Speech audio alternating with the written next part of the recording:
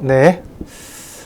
이번 시간에는 재기 알고리즘과 데이터 추상화에 대해서 공부하도록 하겠습니다. 재기 알고리즘이 뭐냐라는 거죠. 리커전입니다. 영어로는. 많은 학생들이 아주 어려워하는 주제 중에 하나겠습니다.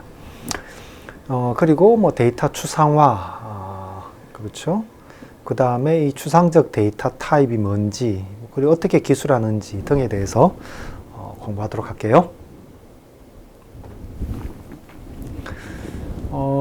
리커전, 그죠? 재기 알고리즘입니다.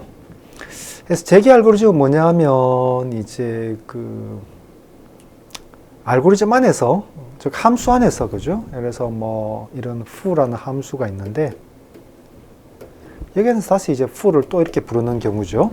이게 이제 리커전이 되겠습니다. 함수 안에서 함수.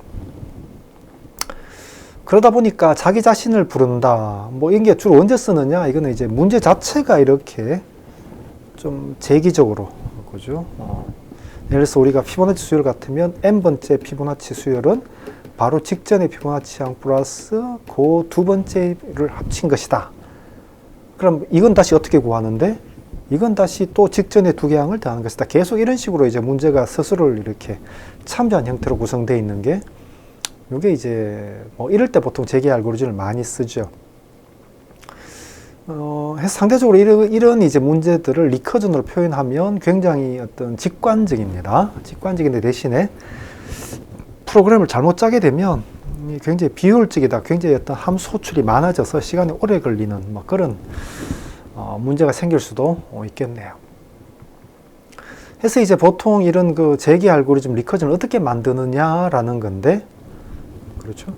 그냥 자칫 잘못하다가는 이렇게 함수 안에서 자기 자신을 호출한 함수가 있다가는 자칫 하다가는 이게 무한루프에 빠질 수가 있어요. 그렇죠? 그러니까 어떻게 한다? 여기서 어떤 이런 인자가 있겠죠. 그죠? 이런 파라미터가 있을 것이고, 그 다음에 이걸 호출할 때마다 그 값을 점점 줄여나가는 형태로 줄여나가나 늘려가거나 하여튼 이런 식으로 이 파라미터를 계속 바꿔나갑니다. 그죠? 바꿔서 최종적으로 어떻게 한다? if n이 얼마면, 그렇죠? 그러면 뭔가를 이제 리턴을 그냥 해주는 거죠. 아니면 이제 그걸 실행하고 이런 식으로. 그러니까 이게 뭐다? 이 리커전이 끝나는 조건, 이게 이제 경계 조건이 되는 겁니다. 그죠?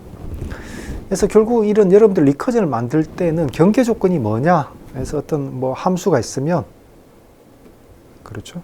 경계 조건을 먼저 정하는 거죠. 이게 언제 끝나느냐? 이게 예를 들어서 n이라면, 이게 n이 얼마일 때는 더 이상 리커전 하지 않고 끝내겠다. 경계 조건을 먼저 만들고, 그죠? if 경계 조건이면 뭐라고? 아니면 이제 리커전을 이렇게 실행하는 거죠. 그렇죠? 대신 리커전을 부르는데 어떻게 한다? 이게 점점 더 이쪽 이 괄호에 있는 요 값이 이 경계 조건에 갈 수 있도록 이렇게 이제 호출을 해주자. 이게 일반적으로 리커전, 재기 알고리즘을 만드는 일반적인 방법이 되겠습니다. 그래서 이 재기 알고리즘을 이용한 두 가지 예를 보이도록 할게요. 그래서 지난 시간에 배웠던 이진 검색과 그 다음에 순열 두 가지 문제가 되겠습니다. 제일 처음에 나오는 게 이제 리커전입니다. 2차, 이진 검색이 되겠네요. 그래서 이렇게 되겠죠. 우리가 지난 시간은 이진 검색에 대해서 그냥 슈도 코드만 설명했는데, 일단 여러분들이 나누어준 강의 노트에 보면 실제로 물론 수업 시간에 이제 우리가 실습은 하겠지만, 거기에 보면 온전히 반복문을 가지고 이진 검색하는 코드가 있으니까 그건 참조를 하면 되겠습니다. 일단 여기서는 이진 검색을 이제는 리커전 형태로 구현을 한 거예요. 그래서 일단 파라미터는 뭐다? 정수 배열과 찾고자 하는 키가 있는 거죠. 그렇죠? 그래서 여기서 이제 요 리커전 함수를 호출하게 됩니다. 그렇죠? A와 키는 똑같이 주고, 그 다음에 요게 left 값일 거고, 요게 이제 right 값, 요렇게 이제 주겠죠. 네? 그래서 이 리커전의 경계 조건은 뭐냐 하면, left가 right보다 적거나 같다면, 즉, 제일 처음에는 이게 left와 right, 하여튼 요 사이 범위가 있으면 계속 이제 호출하는 거고, left, right가 크로스 돼버리면 이제 이때는 없는 거니까 그때는 없는 형태로 not found 마이너스를 해주면 되겠죠. 자, 그러면 여기 안에서 일단 미들을 구하고요.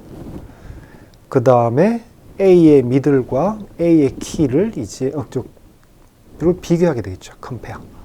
이 컴페어는 뭐 이렇게 해도 되고 아니면 그냥 뭐다 우리가 인티저점 컴페어도 똑같은 거예요. 그래서 x, y인데 뭐다 x가 y보다 적으면 얘는 마이너스 1, x가 y보다 크면 1, x와 y가 같으면 0을 내주는 뭐 그런 함수다라고 생각하면 되겠습니다. 그래서 a 미들이 키보다 작다. 여기는 미들인데 이 값이 키보다 작다라는 거죠. 그러면 키는 미들 오른쪽에 있다는 거잖아요. 오른쪽에 있으니까 어떻게 하죠? 똑같이 함수를 리커전으로 호출하는데 레프트 값을 미들 플러스 1로 키워서 호출하는 거죠. 그렇죠?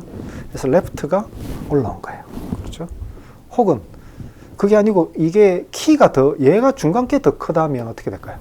그럼 키는 어디? 왼쪽에 있으니까 라이트를 미들 마이너스 1로 이렇게 바꿔서 호출해주면 되겠습니다. 둘 다 뭐다? 리커전을 하긴 했는데 당초에 있던 이 레프트와 라이트보다 다음에 찾는 구간은 이렇게 되든지 구간이 줄어들었잖아요. 그죠? 줄어들어서 점점 레프트, 라이트가 점점 가까워지는 거예요. 그러다 어느 순간에 0을 만나서 중간값을 리턴해 주거나 아니면 크로스가 돼서 마이너스 1이 되거나 그렇죠? 이렇게 되기 때문에 영원히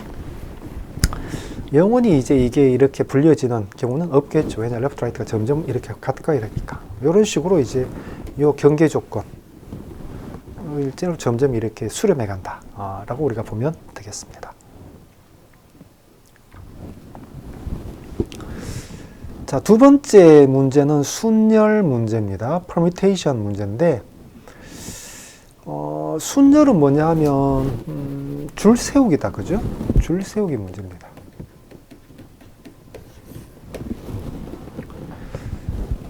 예를 들어서 입력은 이렇게 어떤 그 n개의 원소를 갖는 집합이 나오는 거예요. 그래서 ABC가 이렇게 입력이 되는 거죠. 그럼 이 ABC로 줄 세우는 방법은 원소 개수가 3개니까 3팩토리얼 몇 개? 6개의 어떤 줄 세우는 방법이 나온다라는 겁니다. 그래서 ABC, ACB부터 CBA까지 6개가 나오겠죠. 그래서 뭐다? 이런 n개가 있을 때 이걸 n팩토리얼계의 모든 줄 세우는 경우를 쭉 출력해주는 문제가 바로 순열 문제가 되겠습니다. 이거는 어떻게 풀까요? 이 경우는 우리 책에서는 이걸 이제 재기적으로 문제를 해결하겠다라는 거죠. 그래서 집합이 A, B, C, D라면 결국 뭐다? A, B, C, D에 대한 모든 줄 세우기 방법은 A가 제일 앞에 나오고 그 다음에 B, C, D로 막 줄 세운 방법, 혹은 B가 제일 앞에 나오고 A, C, D를 줄 세운 방법, 그렇죠? C가 제일 앞에 나오고 A, B, D를 막 줄 세우는 방법, D가 제일 앞에 나오고 그 다음에 어떻게 될까요? A, B, C를 줄 세우는 방법, 이렇게 4가지가 되는 거죠. 그렇죠? 결국 뭐다? 4개에 대한 n이 4일 때의 이 문제에 대한 해답은 제일 앞에 4가지 경우를 두고 그 다음 뭐다? 이거는 n이 3일 때 문제로 다시 줄어든다라는 거죠. 그죠? n이 3인 문제 4개의 해가 n 이퀄 4일 때 답이 되는 겁니다. 그럼 다시 n은 3일 때 어떻게 할까요? 3일 때 다시 얘를 고정시키고 다시 n 이퀄 2개일 때 문제로 또 만들 수가 있겠죠. 2개나 다시 어떻게 하죠? 얘를 고정시키고 n이 1일 때 문제로 만들 수가 있는 겁니다. n이 1이라는 건 결국 뭐다? 하나밖에 없는 거니까 그때는 순열이 하나밖에 없잖아요. 이 시점에서 출력을 해주면 된다. 그렇죠? 이런 식으로 이제 문제를 풀어보자라는 겁니다. 그래서 그거를 구현한 알고리즘이 이렇게 이제 나오게 되겠네요. 보면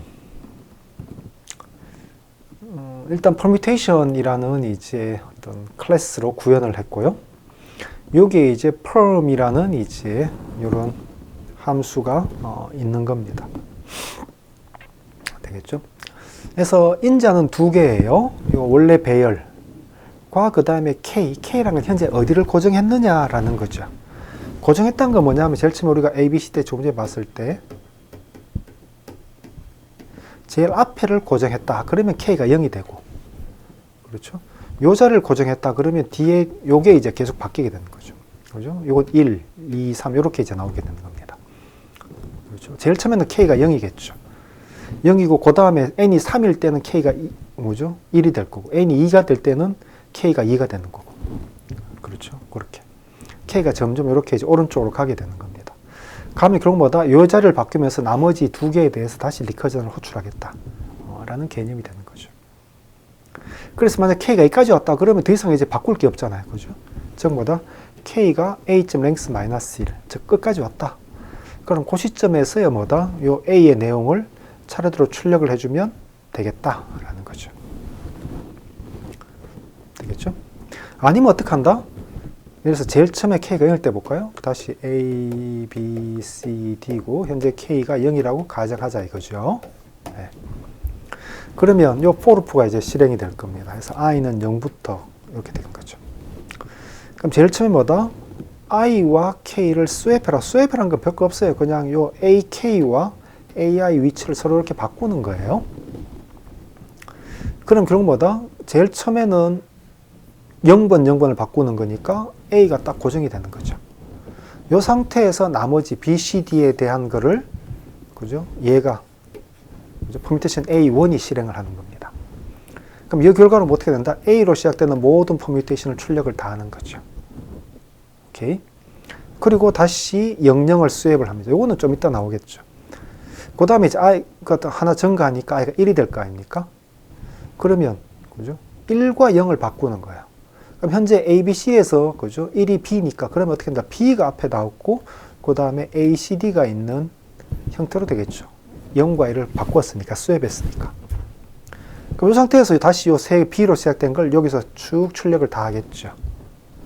그리고 다시 0과 1을 바꾸면 다시 원위치 될 거 아닙니까? A와 B를 다시 바꾸고. 다시 이제 I가 2가 되면 2와 0을 바꾸면 C, B, A, D가 되겠죠. 이 상태에서 C로 시작되는 모든 이제 퍼뮤테이션을 다시 여기서 구하고. 이해되나요? 그렇죠. 다시 얘는 원위치 시키고. 그 다음 i가 3이면 이제 0과 3을 바꾸니까 D가 제일 앞에 있는 상태에서 A, B, C로 다시 이제 순열을 구하게 되겠죠. 네. 그래서 호출은 이렇게 K가 0일 대로 이렇게 호출해주면 되겠습니다. 한번 동작 과정을 볼까요? 근데 보통 이런 리커전은 이 동작 과정을 따라간다라는 것은 뭐 그닥 좋은 아이디어는 아닌 것 같아요. 따라가면 뭐 좀 의미가 명확해지면 좋은데 따라가다 보면 어느 순간은 이게 너무 복잡해져 가지고 뭐 포인트를 놓치는 경우가 굉장히 많습니다. 그럼에도 불구하고 한번 따라가 볼게요. 일단 편의상 K만 이렇게 표현했어요. 그래서 제일 처음에 퍼뮤테이션 0, K 꼴 0으로 해가지고 이제 호출한 거죠. 됐죠? 그러면 A는 두고 그 다음에 0, 0을 바꾼다 그랬잖아요. 바뀌는 거 없겠죠. 그 다음에 여기서 이제 I 플러스 1, 그죠? 에 대해서 K 플러스 1에 대해서 불렀으니까, 그렇죠? 퍼뮤테이션 1을 부르겠죠.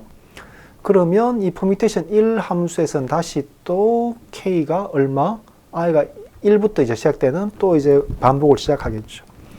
그래서 1, 1에 대해서 바꿀 게 없으니까 그대로 간 상태에서 다시 K 플러스 1이면 이제는 2번을 부를 테고, 다시 2번에 대해서 I가 2부터 동작하는 반복문이 퍼뮤테이션 2에서 실행이 되겠죠. 여기서 다시 또 어떻게 합니까? 그 다음 K 플러스니까 3을 부르겠죠. 3이 되면 어떻게 되나요? 이제 K가 결국은 전체 데이터 개수가 똑같아지니까. 그럼 결국 뭐다? 이 A, B, C, D를 그대로 출력하겠죠. 그 다음이 중요한 거예요. 그럼 이제 I가 2일 때 여기 끝났죠. 그럼 어떻게 합니까? 다시 돌아오겠죠. 돌아와서 I를 하나 증가시키면 이제는 2, 3을 스왑을 하게 됩니다. 그렇죠? 2, 3을 스왑을 해서 다시 또 퍼뮤테이션 K 플러스 1, 3을 부르겠죠. 그럼 이제 출력이 A, B, D, C가 출력이 되는 거죠. 됐죠? 그럼 결국 뭐다? 이 퍼뮤테이션 2가 끝난 거예요. A, B, C, D와 A, B, D, C 두 개를, 즉 B를 고정한 상태에서 C, D에 대한 두 가지 순서를 출력했죠. A, B, C, D와 A, B, D, C를 출력한 거예요. 그럼 얘는 누가 불렀어요? 여기서 불렀죠. 그럼 이제 1, 1이 됐으니까 그 다음은 이제는 1, 2에 대한 수앱이 나오겠죠. 즉 C와 B를 바꾼 상태에서 다시 또 퍼뮤테이션 2를 불러주고 수앱 2를 불러주면 결국 이제 퍼뮤테이션해서 AC, BD가 출력되고 다시 수앱 2, 3을 하면 AC, DB가 나오겠죠. 다시 원위치 시킨 다음에 이제 어디? 그렇죠. 저기서 I가 0일 때 1일 때 2일 때 생각보다 어떻게 됩니까? 3일 때로 넘어가겠죠. 그렇죠. 3이면 이제 1번과 3을 바꾸면 수앱 1, 3이 불려져서 다시 또 AD로 시작된 걸 만들게 되고 이게 다 하고 나면 그 다음 어떻게 된다? 그럼 여기에서 다시 또 I가 하나 증가하겠죠. 그래서 이제는 D가 앞에 있는 상태의 어떤 이런 수녀를 출력을 해주게 되겠다. 어떻게 이해됩니까? 예. 이런 식으로 동작하는 게 이제 퍼뮤테이션 함수고 우리가 수업 시간에 실제로 이 퍼뮤테이션 함수를 구현해서 한번 동작 과정을 관찰해 보도록 하겠습니다.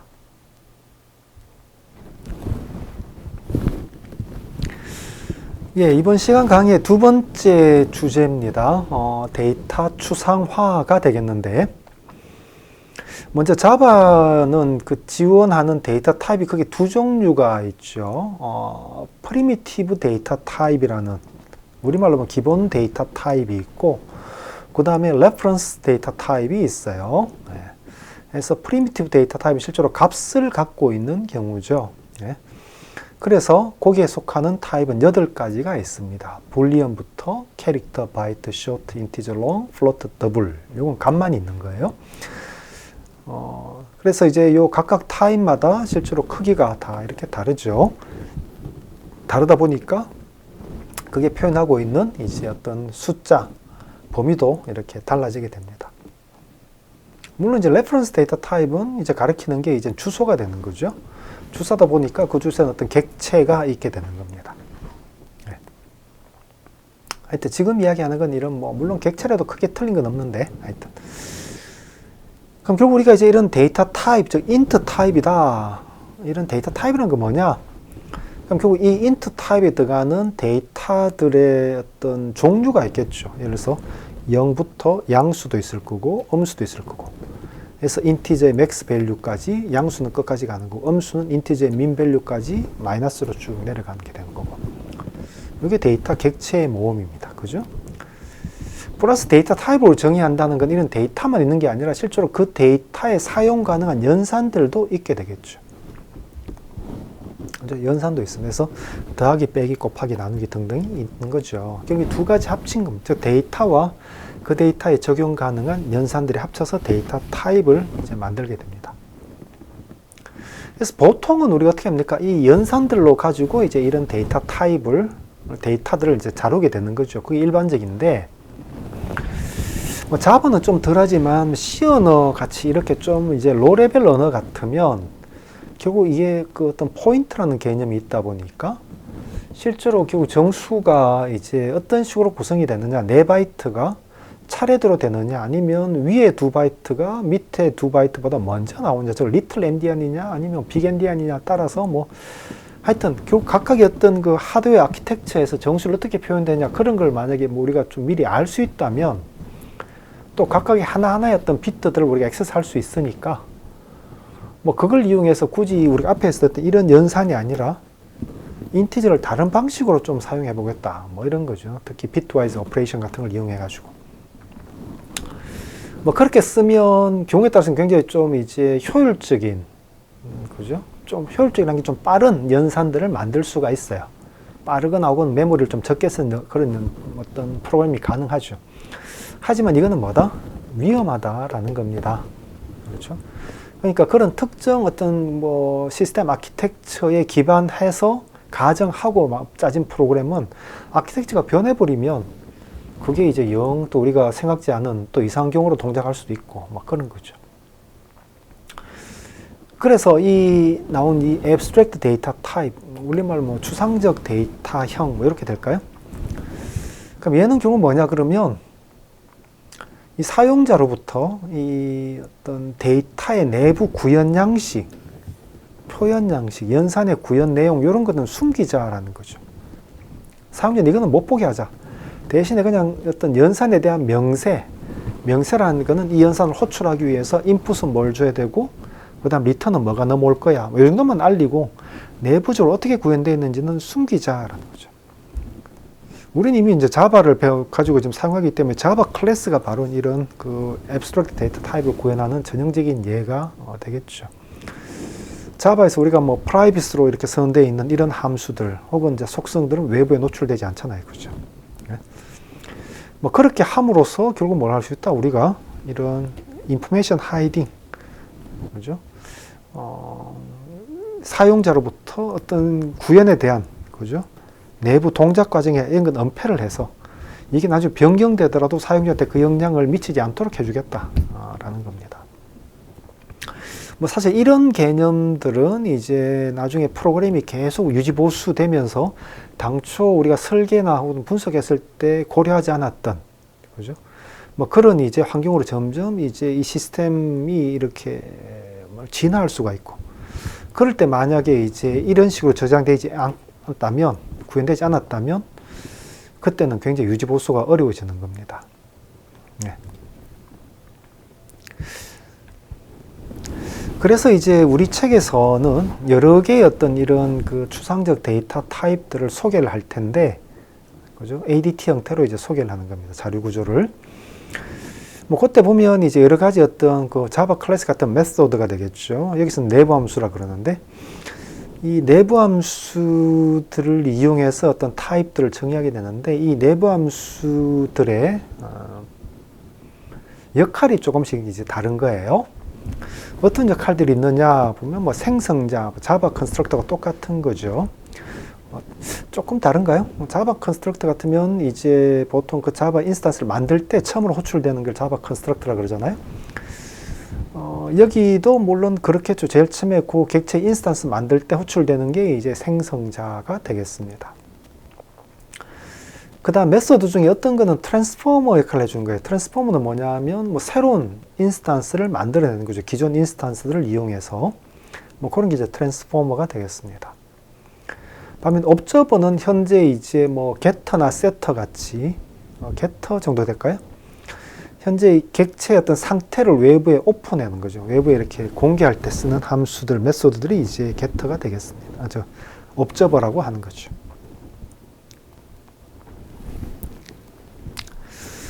그래서 이런 그 abstract 데이터 타입의 예로 우리가 자연수를 한번 볼까요? 그럼 자연수에 들어가는 이제 객체는 뭐가 되냐 그러면 실제로 숫자잖아요, 그죠? 0부터 시작해서 자연수 0이 들어가나요? 네, 0부터 시작해서 이제 최대 정수까지, 그죠? C 같으면 int max고, 그 다음에 뭐 자바 같으면 max value였나요? 그죠? 네. 까지 속하는 정수들의 집합이 이제 그 자연수의 어떤 데이터, 객체가 되는 거고. 그럼 실제로 여기에 정할 수 있는 함수들로는 뭐 이런 게 있겠다라는 거죠. 제로는 뭐다? 이거는 생성자죠. 그냥 0이라는 새로운 어떤 자연수의 인스턴스를 하나 만들어주는 게 되겠습니다. 이제 제로라는 거는 이거는 이제 옵저버죠. x라는 값에 대한 상태를 리턴하는 겁니다. 그래서 x가 0이면 true고 0이 아니면 false를 넘겨주는 이건 옵저버 함수가 되겠죠. 그 다음 add xy는 x 더하기 y를 해서 그게 int max보다 적거나 같으면 x 더하기 y라는 새로운 자연수를 만들어서 리턴해주는 트랜스포머가 되는 겁니다. 그렇죠? 이렇게 트랜스포머라는 거는 기존의 인스턴스를 이용해서 새로운 어떤 객체를 만들어주는 게 그게 이제 트랜스포머가 되겠습니다. equal은 x와 y의 상태를 뭐 체크해서 거기에 대한 정보를 리턴해 주는 거니까 일종의 이제 이거는 옵저버 함수라고 할 수가 있죠. 그래서 x와 y가 같으면 true, 다르면 false. successor는 x 다음의 숫자, x 더하기 1을 넘겨주는 거니까 기본적으로 트랜스포머인데, 근데 이게 또 뭐다? x가 int max까지 가면 더 이상 x 플러스 1을 한다고 뭐 int max는 없잖아. 그 위에는 없으니까 그때 그냥 int max만 넘겨주는 함수입니다. 아니면 x 플러스를 넘겨주는 트랜스포머가 되겠죠. subtract는 x 빼기 y를 해주는데, 물론 x 빼기 y가 x가 y보다 적다 그러면 음수는 안 되니까 자연수니까 이때는 0을 넘겨주고, 아니면 x 빼기 y를 넘겨주는 역시 얘도 트랜스포머가 되겠네요. 예, 해서 이번 시간에는 재기 알고리즘에 대해서 먼저 공부를 했고요. 그래서 다시 한번 강조하지만 이 재기 함수를 만드는 방법은 일단 여러분들은 뭐다? 종료 조건, 언제 끝난지, 그죠? 그 파라미터가 언제일 때 끝난지를 먼저 정의하고, 그 다음에 이제 재기 함수를 호출하는데 뭐다? 저 호출할 때마다 그 호출되는 인자의 값이 점점 경계 조건에 접근하도록, 그렇죠? 그런 식으로 파라미터 그 인자 값을 계속 뭐 줄이거나 늘려가면서 그렇게 이제 재기 함수를 호출해주면 되겠다라는 겁니다. 그 다음 데이터 타입이라고 하면 여기 있듯이 뭐 데이터 객체의 모음, 그 다음에 그 객체에 적용 가능한 연산들로 구성되어 있는, 그죠? 그리고 우리가 이제 어떤마다 실제로 그 연산들에 대한 구현 내용을 외부에 숨기는 ADT 형태로 앞으로 이제 우리가 여러 가지 자료 구조들을 정의할 것이다 라는 거죠. 예, 해서 이번 시간 마치고요. 다음 시간에는 성능 분석에 대해서 공부하도록 하겠습니다. 네, 수고했어요.